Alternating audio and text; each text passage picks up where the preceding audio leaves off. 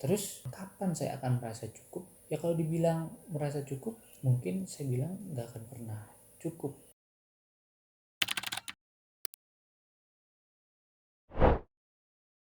Bismillahirrahmanirrahim.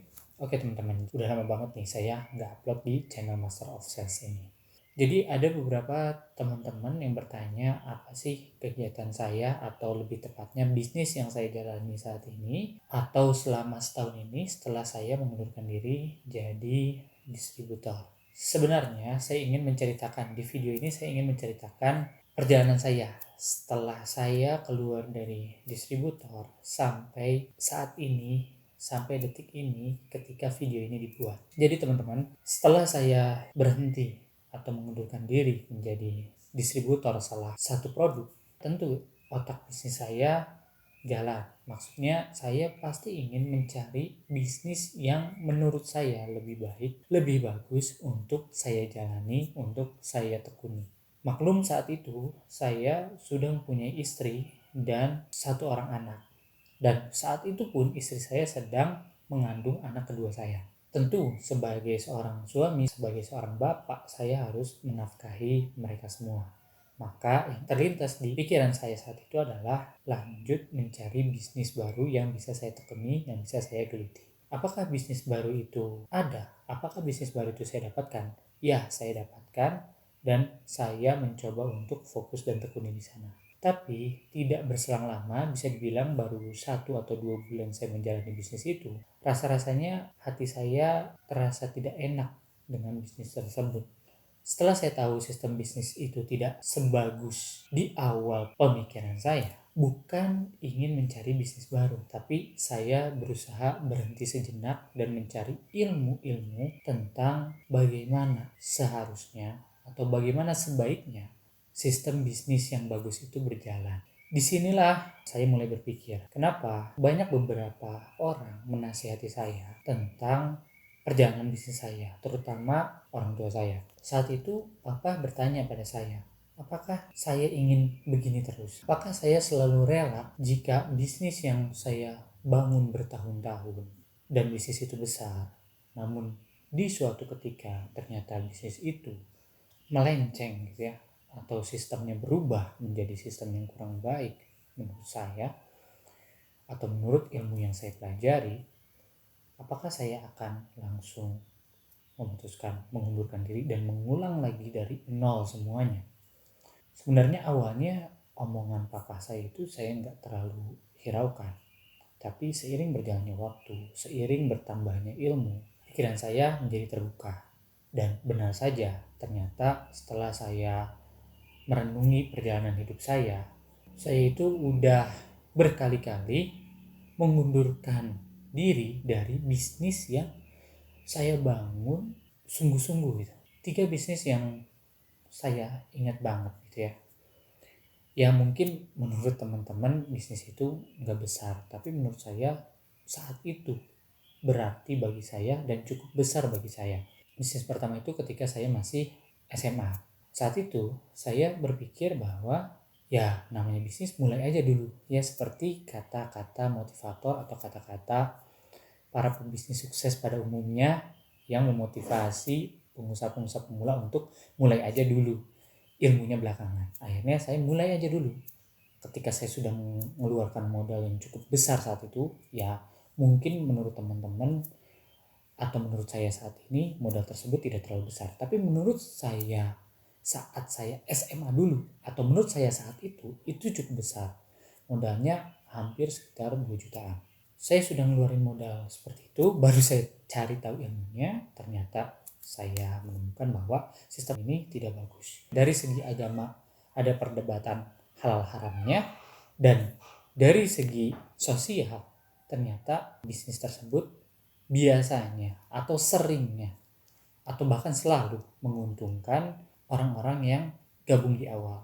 Orang-orang yang gabung belakangan ya bisa dibilang nggak beruntung ya, atau sulit sekali untuk sukses. Uniknya ketika saya ikut seminarnya, tepatnya bukan seminar ya, tepatnya workshop 2 hari di salah satu villa di Bandung saat itu, yang ikut banyak, hampir 100 orang yang ikut, bahkan banyak juga yang dari luar kota. Acaranya berlangsung ramai sekali, bahkan sampai tengah malam, mungkin seharusnya begadang ya, tapi saya nggak tahu. Kenapa saya bilang saya nggak tahu? Karena saat tengah malam, acara tersebut mendadak harus diberhentikan. Karena apa? Karena banyak yang kesurupan di sana. Yang bisa dibilang di sana terjadi kesurupan massal. Gitu. Nah, tentu saya sebagai pebisnis pemula, pengusaha pemula saat itu berpikir, nggak mungkin dong bisnisnya yang halal dan berkah ketika seminar, ketika workshop terjadi kesurupan massal. Setelah dari workshop itu saya memutuskan untuk tidak melanjutkan bisnis tersebut, walaupun saat itu saya sudah mengeluarkan modal yang menurut saya saat itu cukup besar, bahkan bisa dibilang sangat besar. Itu yang pertama. Yang kedua, saya ikut sistem dropship. Jadi saya cari supplier, kurang lebih saya dapat 13 supplier dan ada 4 yang terpercaya. Saya jalankan dropship itu dan seingat saya saat itu saya sudah mempunyai 20 sampai 30 reseller. Jadi saya dropship, saya punya 20 sampai 30 reseller saat itu. Ya, saat itu saya sudah mempunyai pendapatan 5 juta per bulan dari dropship itu. Menurut saya itu cukup besar untuk saya. Jadi saat itu saya sekolah bisnis, lebih tepatnya bisnis syariah ya, atau bisnis sesuai syar'i. Ternyata ada dosen tamu yang bilang dropship itu kurang bagus, atau bisa dibilang ada yang halal ada yang haram gitu ya. Halal haramnya tergantung persyaratannya apakah ini memenuhi atau tidak. Akhirnya saya cek sistem dropship saya itu lebih ke yang halal atau ke yang haram. Ternyata setelah saya cek lebih mendekati ke yang haram. Saya stop di sana. Akhirnya saya mulai lagi dari awal dan saya berbisnis yang kemarin, atau bisa dibilang yang saya baru mengundurkan diri jadi distributor itu.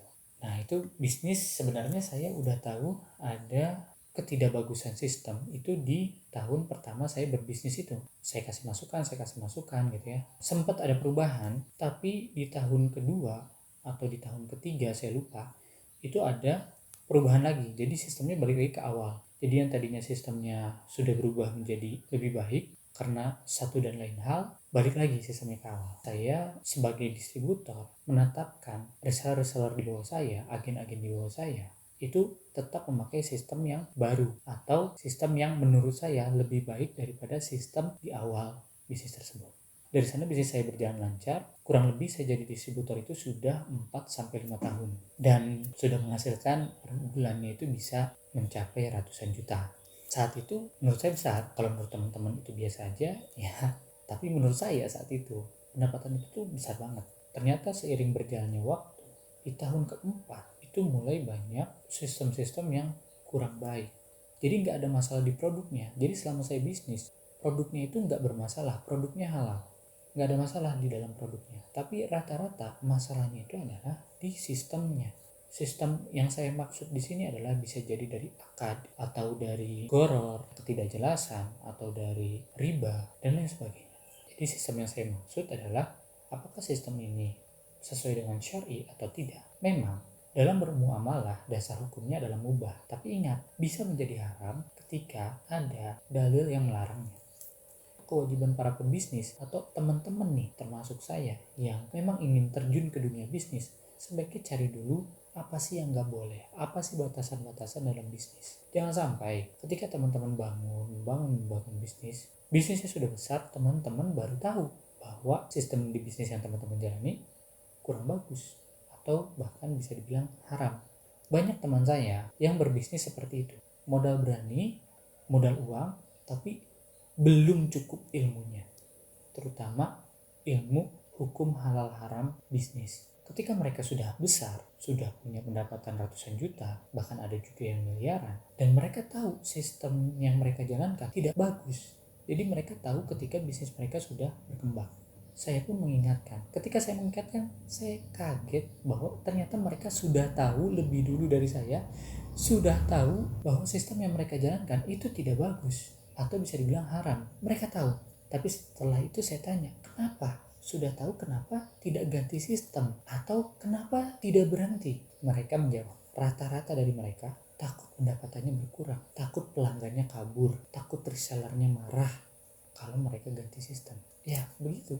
Jadi setelah saya merenungi perjalanan saya, khususnya perjalanan bisnis saya memutuskan untuk mencari ilmunya dulu.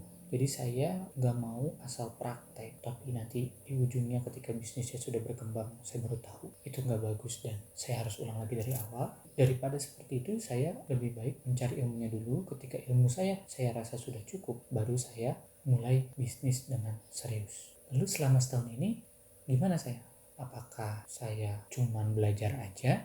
Enggak, saya enggak hanya belajar aja. Saya tetap berusaha jualan, tapi enggak terlalu saya fokuskan. Terus memang sampai kapan saya akan belajar dan kapan saya akan merasa cukup terhadap ilmu tersebut? Ya kalau dibilang merasa cukup, mungkin saya bilang enggak akan pernah cukup. Namanya ilmu ya harus terus dipelajari, karena menuntut ilmu itu wajib selama kita masih hidup. Tapi maksud saya itu bukan cukup dalam artian saya pintar dan menguasai ilmu tersebut, bukan. Tapi menurut saya ini kayaknya ilmu yang saya miliki ini sudah aman nih kalau saya bikin bisnis, saya bikin sistem bisnis, saya mulai bisnis lagi, fokus lagi. Resiko saya untuk mengulang bisnis tersebut dari awal karena kesalahan sistem itu sudah terkurangi. Terus kapan? Ya insya Allah menurut saya sepertinya bulan depan saya udah bisa fokus membangun bisnis saya lagi. Terus bisnis saya bisnis apa? Ya mungkin nanti teman-teman akan mengetahuinya.